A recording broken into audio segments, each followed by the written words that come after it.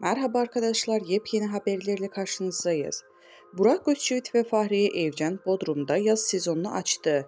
Bir süredir yeni evlere taşınma telaşı ile uğraşan ünlü çift, taşınma işlemleri bitirir bitirmez soluğu denizde aldı. Gün doğumunda bir otelin plajında görüntülenen ünlü çift hem yorgunluk attı hem de adeten aşk tazeledi. Ünlü çift sabahın erken saatlerinde plaja geldi. Baş başa kahvaltı yaptıktan sonra sahile indi. Eşyalarını bırakır bırakmaz kendilerini denize attılar. El ele girdikleri denizden bir an olsun ellerini birbirinden ayırmadılar.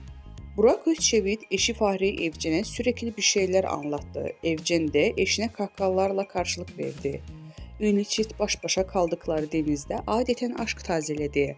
Fahriye Evcen mor mayosu ve fit haliyle göz kamaştırdı.